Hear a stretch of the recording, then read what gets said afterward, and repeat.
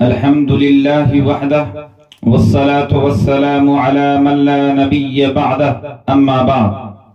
عزیزان ملت، آج بڑے زور و شور کے ساتھ اطراف ملک میں یہ آواز گونج رہی ہے اور یہ صدا لگائی جا رہی ہے کہ آزادی ہند کی لڑائی صرف ہندوؤں نے لڑی ہے، یہ سارا ہندوستان ہندو راشٹر ہے۔ میں پوچھنا چاہتا ہوں ان لوگوں سے کہ بتاؤ، جب ہندوستان کی سرزمین پر انگریزوں کا تسلط ہوا اور جب ہندوستان کی مانگ کا سندور کھرچا جا رہا تھا، خوبصورت عمارتوں کو مسمار کیا جا رہا تھا، عزت و آبرو کو پیروں تلے کچلا اور روندا جا رہا تھا، وہ کون تھا جو اس ملک کی عزت بچانے کے لیے اپنا لہو بہا رہا تھا؟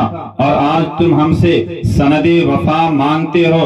روزے روشن کی طرح آیا ہے کہ تحریک آزادی میں ہم نے جو کردار ادا کیا ہے، ہم نے جو قربانیاں دی ہے، ہم نے جو اذیتیں اور تکلیفیں برداشت کی ہے، وہ ہندوستان کی سرزمین کا چپا چپا اور گوسا گوسا جانتا ہے۔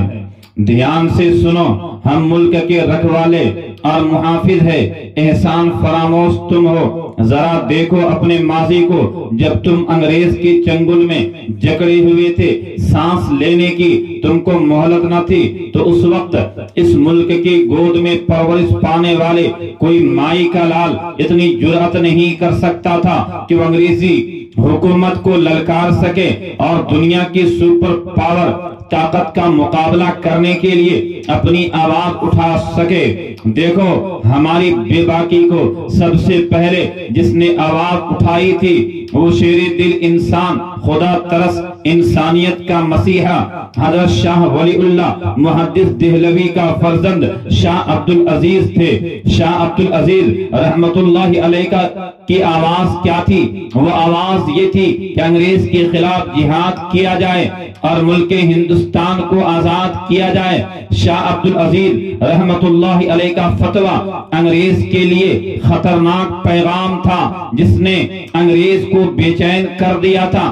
اسی آواز کے سہارے علماء ہند اور خاص طور پر علماء دیوبند اپنے سروں سے کفن باندھ کر انگریز کی حکومت کو ختم کرنے کے لیے میدان میں نکل پڑے۔ پھر تاریخ نے دیکھا علماء کو توپ کے منہ پر باندھ کر گولا داغ دیا جاتا۔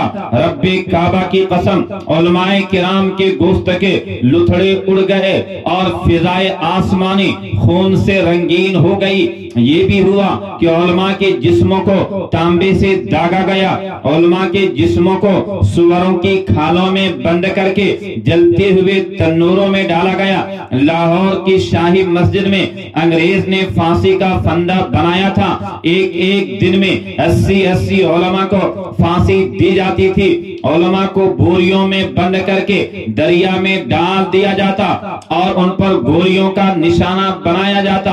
علماء کو دہکتے ہوئے انگاروں میں ڈالا گیا اور یوں کہا گیا کہ اے مولویو، تم صرف ایک بار یہ کہہ دو کہ ہم 1857 کی جنگ آزادی میں شریک نہیں تھے، ابھی چھوڑ دیا جائے گا۔ لیکن رب کعبہ کی قسم، سارے علماء آگ میں پک گئے، لیکن ایک نے بھی انگریز کے سامنے گردن نہیں جھکائی۔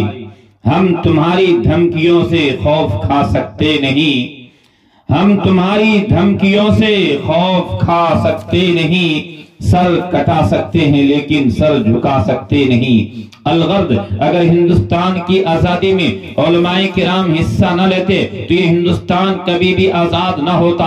لیکن آج بڑے افسوس کے ساتھ کہنا پڑ رہا ہے کہ کل ہمارے اسلاف نے خون پسینے کی طرح بہا کر آزادی جیسی نعمت حاصل کی تھی، اس کے باوجود ہمارے ساتھ جو ظلم و ستم ہو رہا ہے وہ روز روشن کی طرح آیا ہے۔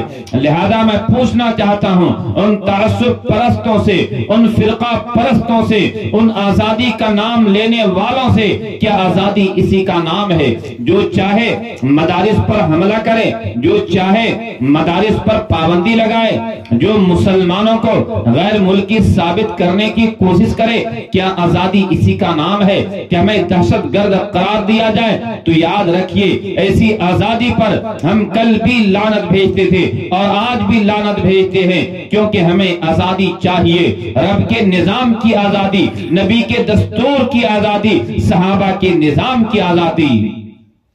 تجھے مبارک ہو حکمرانی، مخالفت ہم بھی نہ کریں گے۔